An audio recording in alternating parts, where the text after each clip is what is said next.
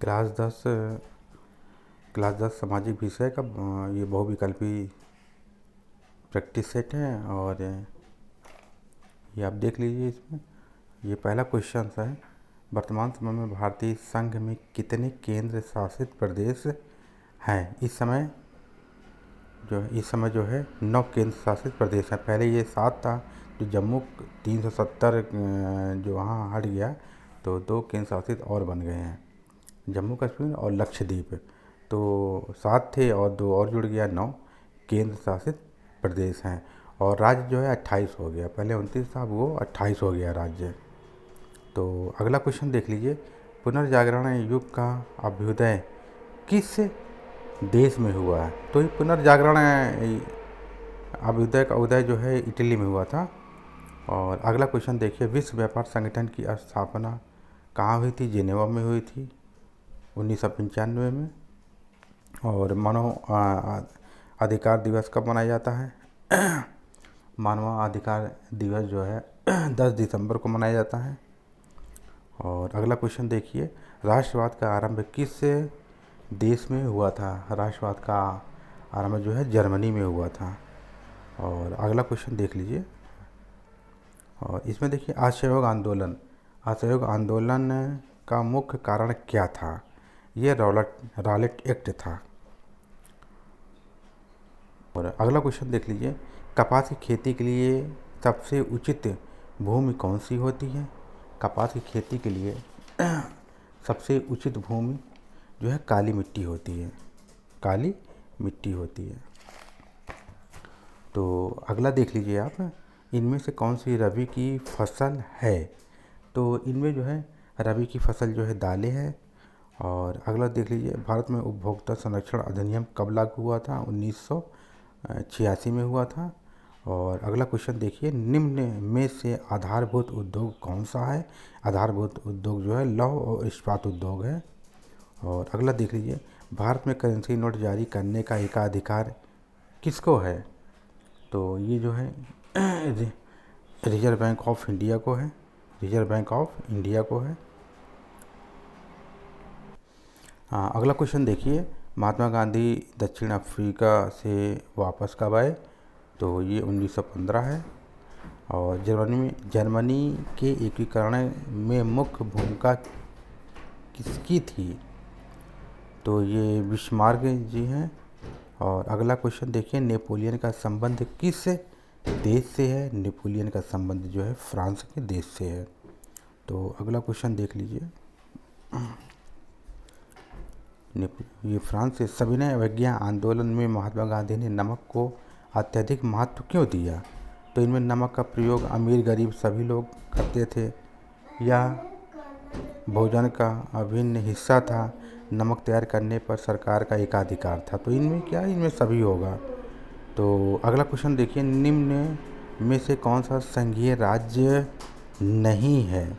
तो इसमें क्या है, संघीय राज्य केवल दिल्ली है, बाकी और नहीं है। जैसे मणिपुर नहीं है, अरुणाचल प्रदेश नहीं है, और हिमाचल प्रदेश नहीं है, बल्कि ये दिल्ली है। और ये अगला देखिए, नेपाल में लोकतंत्र की स्थापना हुई थी। तो नेपाल में लोकतंत्र की स्थापना जो है 2006 में हुई थी। अगला क्वेश्चन देखिए, निम्नलिखित में से कौन से दो दूरस्थ स्थित स्थान पूर्व पश्चिम गलियारा द्वारा ये आपस में जोड़ता है? तो इसका आंसर होगा सिलचर से पोरबंदर। ये देख लीजिए, ये जैसे ईस्ट वेस्ट नॉर्थ साउथ है। तो इसमें कह रहा है पूर्व कह रहा है और पश्चिम कह रहा है। ये कह रहा है पूर्व और पश्चिम कह रहा है। तो अगला देखिए, निम्न में से किस वर्ष महात्मा गांधी राष्ट्रीय रोजगार गारंटी एक्ट जो है चलाया गया था? तो ये 2005 है। और अगला देख लीजिए,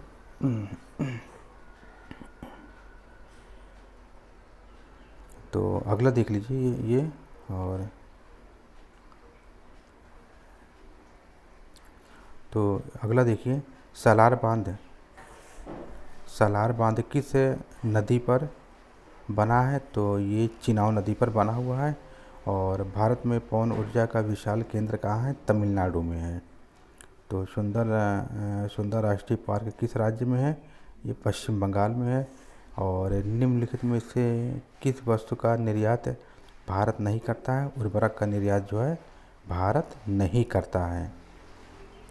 अगला क्वेश्चन देखिए, राष्ट्रवाद का आरंभ किस देश में हुआ था?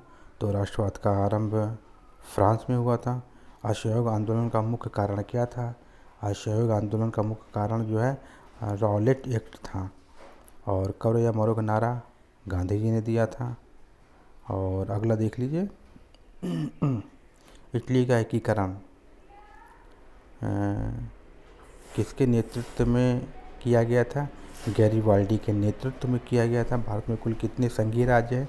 भारत में कुल 28 संघीय राज्य हैं। पहले 29 था, लेकिन ये जम्मू कश्मीर हट गया तो ये अब 28 राज्य हो गया और 9 केंद्र शासित प्रदेश हो गए। और 28 राज्य और 9 केंद्र शासित प्रदेश हो गया। तो अगला देख लीजिए, निम्न में से कौन एक राजनीतिक दल राष्ट्रीय पार्टी नहीं है? और ये है समाजवादी पार्टी।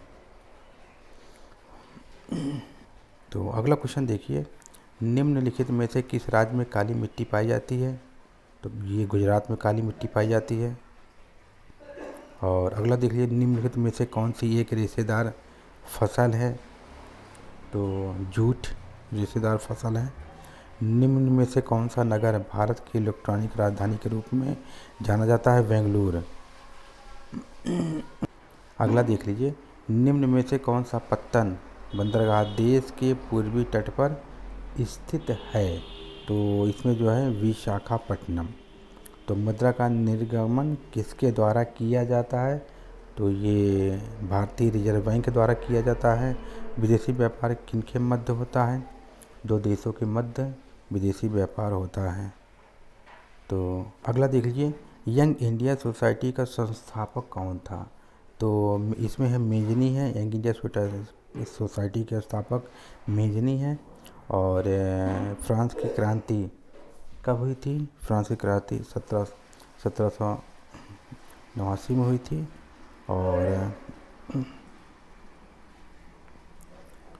और आगे देख लीजिए आप, फ्रांस की क्रांति,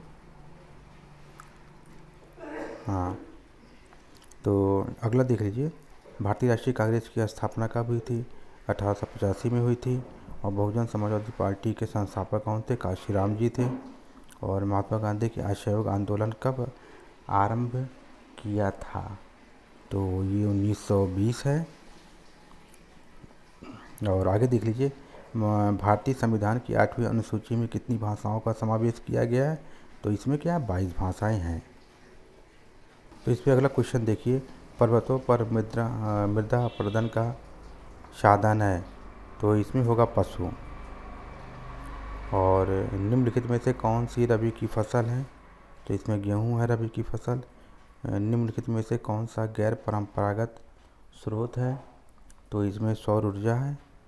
और निम्नलिखित में से कौन सा खनिज आधारित उद्योग है? तो इसमें जो है खनिज आधारित उद्योग जो है तो इसमें से निम्नलिखित में से कौन सा गैर ये परंपरागत ऊर्जा का स्रोत है? तो ये जो है सौर ऊर्जा है। निम्नलिखित में से कौन सा खनिज आधारित उद्योग है? ये सीमेंट उद्योग है, सीमेंट उद्योग। और विश्व व्यापार संगठन की स्थापना कब की गई थी? 1 जनवरी 1995 में की गई थी। निम्नलिखित में से उत्पादन का साधन है? तो उत्पादन का साधन जो है ये पूंजी है।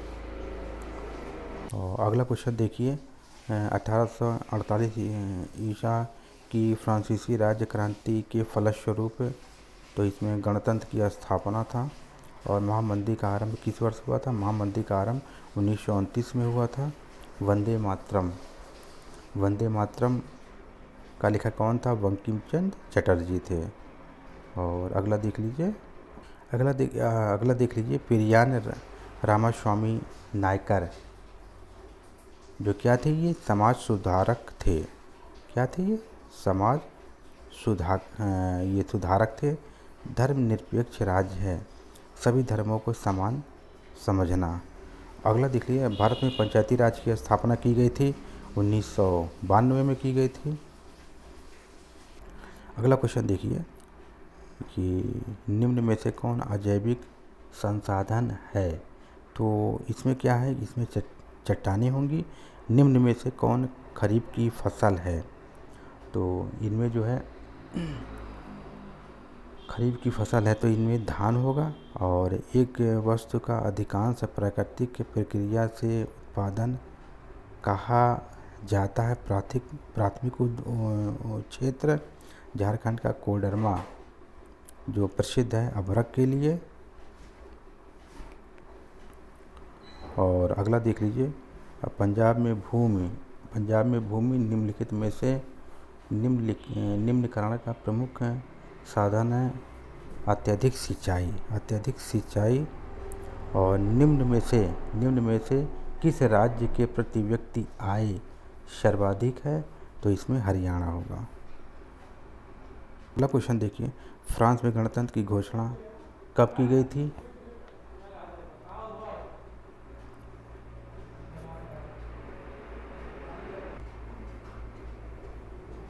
और गुलाबगिरी के लेखक जो है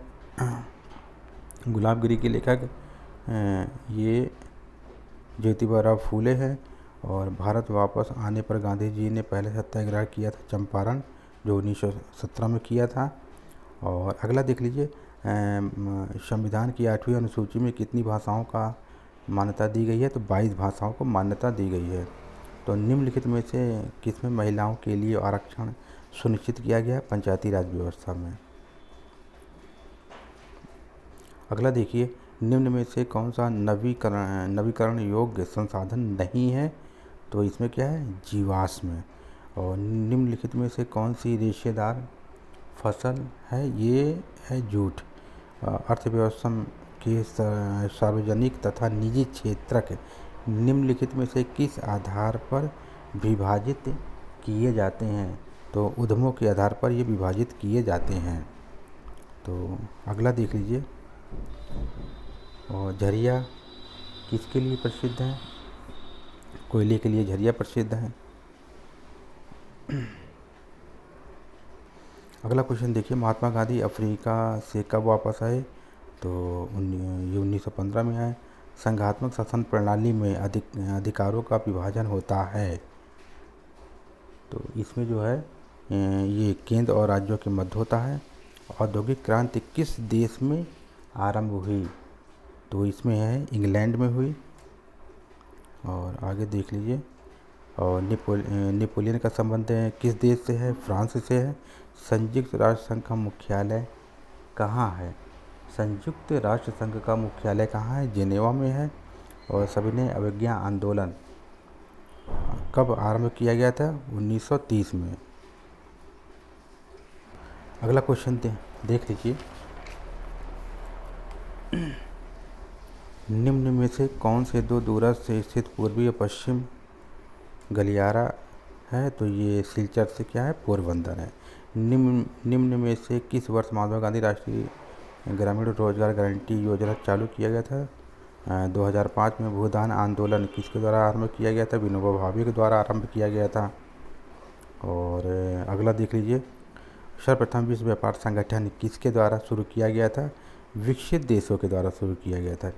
निम्नलिखित में से कौन सी रबी की फसल है? गेहूँ है। और मुंबई हाई प्रसिद्ध है, ये है तेल शोधक कारखाना है।